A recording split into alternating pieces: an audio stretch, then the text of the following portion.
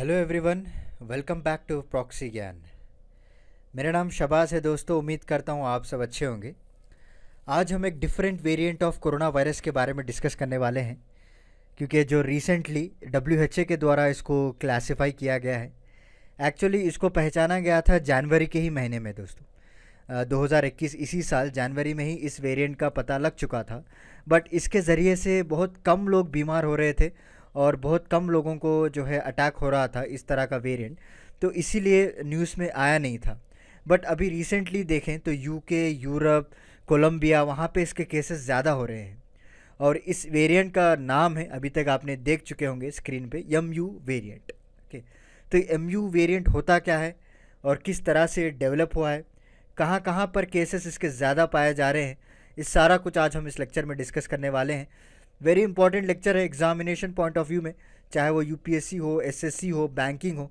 Directly आपको पूछा जाएगा कि रिसेंटली जो वेरिएंट का नाम न्यूज़ में आया है उस वेरिएंट का नाम क्या है। आपको 4-5 ऑप्शंस दे दिए जाएंगे और इतना कंफ्यूजिंग ऑप्शन देंगे आपको कि आप पहचान नहीं पाएंगे।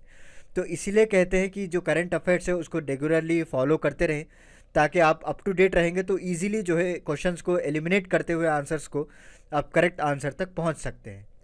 तो चलिए आज का लेक्चर हम शुरू करते हैं। शुरू करने से पहले मैं आपको एक छोटा सा अपडेट देना चाहता हूं कि अगर आपको कोई भी एग्जामिनेशन काउंसलिंग चाहिए, आप हमारा वेबसाइट है www.proxygyan.com, वहाँ पे विज़िट कीजिए। हमारे जो एक्सपर्ट एजुकेटर है विरोनिका जी, उनके ज़रिए से आपको एग्जामिनेशन काउंसलिंग दी जाएगी और मेनली फोकस रहेगा यूपीएससी मेंस आंसर राइटिंग को लेकर। आप चाहे तो दूसरे कई सारे कॉम्पिटिटिव एग्जाम्स भी है, उसके पर भी काउंसलिंग आपको ले सकते हैं। तो चलिए बिना किसी देरी किए आज का लेक्चर हम शुरू करते हैं। तो इंट्रोडक्शन की बात करें तो रिसेंटली अगस्त 30 जो 30 तारीख था अगस्त का, वहाँ पे डब्ल्यू ने क्लासिफाई किया है कि जो सार्स कोविड-19 का जो वेरिएंट है, जो कि वेरिएंट ऑफ इंटरेस्ट के तहत इन्होंने क्लासिफाई किया है, उसका नाम है MU। ओके, देखिए WHO टाइम टू टाइम क्या है, नोटिफिकेशंस निकालता रहता है। उस नोटिफिकेशंस में वो जितने भी वेरिएंट्स हैं वो क्लासिफाई करता है दोस्तों। जैसे वेरिएंट ऑफ इंटरेस्ट हो गया, उसके बाद आपको वेरिएंट ऑफ कंसर्न आएगा। ओके, सो दोनों वेरिएंट्स रहेंगे, एक वेरिएंट ऑफ इंटरेस्ट दोनों, दूसरा जो वेरिएंट ऑफ कंसर्न। अगर कोई भी कैटेगरी, कोई भी नाम अगर वेरिएंट ऑफ कंसर्न के अंडर कैटेगरी ये लोग क्लासिफाई करते हैं तो वो बहुत ही डेंजरस होता है और उसकी जो रफ्तार होती है, फैलने की रफ्तार, वो ज़्यादा होती है। तो इसकी वजह से क्या है, लोगों में कई सारे लोग जो अफेक्ट होते हैं, जैसे कि B.1.6 हो गया, डेल्टा वेरिएंट हो गया, सिग्मा वेरिएंट हो गया, ये सारा कुछ आपको वेरिएंट ऑफ कंसर्न के अंडर जो है क्लासीफाई किया गया था। तो बहुत ही चिंताजनक बात है। अगर आप वेरिएंट ऑफ इंटरेस्ट के अंदर देखते हैं तो MU वेरिएंट को अभी इनिशियली इसके इतने केसेस पाए नहीं गए हैं, तो इसीलिए इसको वेरिएंट ऑफ इंटरेस्ट के तहत रखा गया है। यहाँ पे क्या करते हैं, मॉनिटरिंग किया जाता है ये किस तरह से फैल रहा है और क्या क्या इसके अंदर जो है मॉडिफिकेशंस है। जो स्पाइक प्रोटीन जो कहा जाता है, जैसे कि आप इमेज में भी देख पा रहे हैं, तो उसमें किस तरह से ये चेंजेस लेकर आ रहा है, ये सारा कुछ स्टडी किया जाता है ताकि इसके प्रकार जो है वैक्सीन को डेवलप किया जाए या इसको लड़ने की ताकत जो है प्रोवाइड किया जाए। तो अभी सिर्फ साउथ अमेरिका में एज ए वेरिएंट एपिडेमोलॉजी पाया गया है।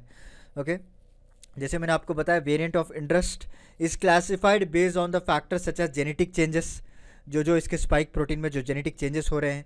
ओके, जो उसके कैरेक्टरिस्टिक्स है, उसका ट्रांसमेबिलिटी है, डिसीज सिवियरिटी है, ह्यूमन एस्केप है, ये सारा कुछ इसमें देखा जाता है दोस्तों, ह्यूमन एस्केप के साथ साथ। ओके, मतलब किस तरह से तेज़ी से फैल रहा है, क्या इसकी सिवियरिटी है, राइट, और किस तरह से जो इम्यून रिस्पॉन्स को धोखा दे रहा है।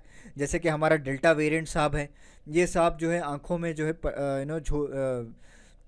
वो कहते हैं ना, आँखों पे पट्टी बांध के जो है इस तरह से एस्केप हो जाते हैं।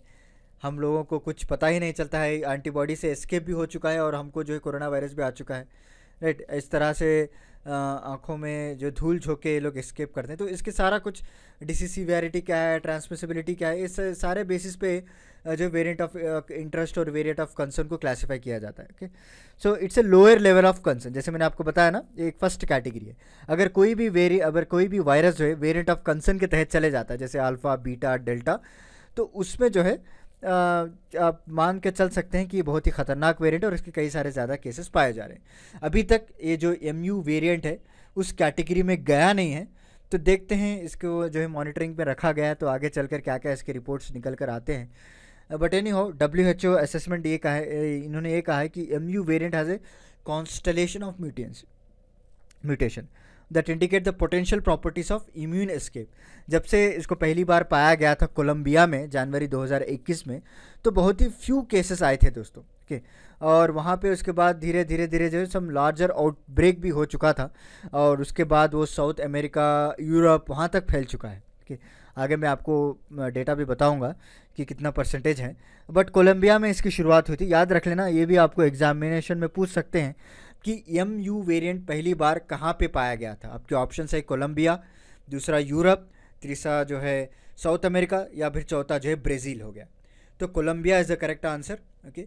अच्छे से याद रख लीजिएगा, first time MU variant Colombia में 2021 में जनवरी में पाया गया था।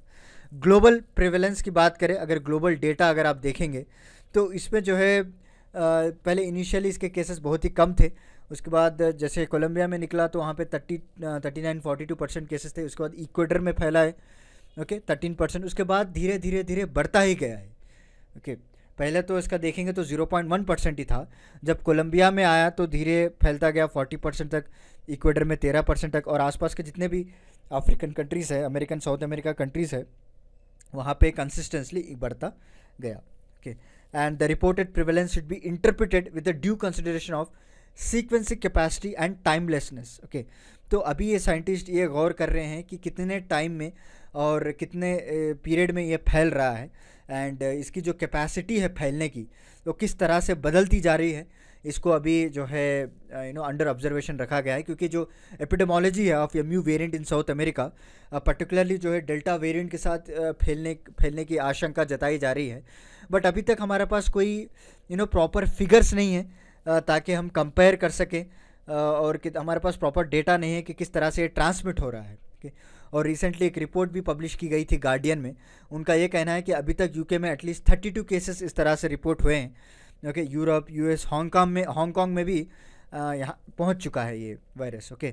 और अभी जो वेरिएंट है ये public health England list of variants में भी इसको ऐड कर दिया गया है। जब कोई भी वेरिएंट इस लिस्ट में ऐड हो जाता है तो इसको इन्वेस्टिगेट करते हैं लोग, ओके। जितने भी रिसर्चर्स हो, जितने भी साइंटिस्ट हो, जैसे कि पहले जब डेल्टा वेरिएंट आया था, क्या आप मुझे बता सकते हैं कमेंट सेक्शन में कि डेल्टा वेरिएंट की ओरिजिन कहाँ थी, कौन से कंट्री में पहली बार डेल्टा वेरिएंट आया था? अगर आपको आंसर पता है तो हमारे कमेंट सेक्शन में बताइएगा। और जो डेल्टा वेरिएंट है, जब ये पहला आया था तो इसको भी जो है PHE में लिस्ट किया था दोस्तों, ताकि रिसर्चर जो भी साइंटिस्ट है उसको इन्वेस्टिगेट करें। और हालांकि वो बहुत ही ख़तरनाक पाया गया है, हमारे इंडिया में भी कई हज़ारों केसेस डेल्टा वेरिएंट के पाए गए, that is a second factor. But initially जब निकला था तो इसको भी PHE में ऐड किया गया था दोस्तों, okay. So this is about today's lecture. छोटा सा लेक्चर है, एक इन्फॉर्मेटिव लेक्चर जो एग्जामिनेशन पॉइंट ऑफ व्यू से वेरी इंपॉर्टेंट था, तो इसीलिए मैंने बनाया है इसके ऊपर। और अब इसके ऊपर कोई डेवलपमेंट्स होते हैं और ये वेरिएंट्स किस तरह से वेरिएंट ऑफ इंटरेस्ट से लेकर वेरिएंट ऑफ कंसर्न तक इसकी जर्नी तय करता है। एक्चुअली साइंटिस्ट कोशिश कर रहे हैं कि उसको दबा दिया जाए, बट एनी हाउ अगर कुछ मेजर चेंजेस हो जाते हैं सडनली, या फिर जो केसेस हैं सडन स्पाइक होते हैं, अगर कुछ डेवलपमेंट होता है तो उसके पर भी मैं आपको अगला लेक्चर लेकर आऊँगा विद लेटेस्ट अपडेट के साथ। बट अभी आप इस लेक्चर से इतना याद रख लीजिएगा कि MU variant is one of the variant which comes under the variant of interest, and ये जो है पहली बार कोलंबिया में पाया गया था, और धीरे धीरे इसके केसेस भी बढ़ते जा रहे हैं। Even it has attack Europe, US and Hong Kong also, okay. और उसके बाद PHE में इसको लिस्ट भी कर दिया गया है। तो चलिए मिलता हूँ मैं आपको अगले लेक्चर के साथ कुछ इंटरेस्टिंग टॉपिक के साथ। तब तक के लिए धन्यवाद दोस्तों।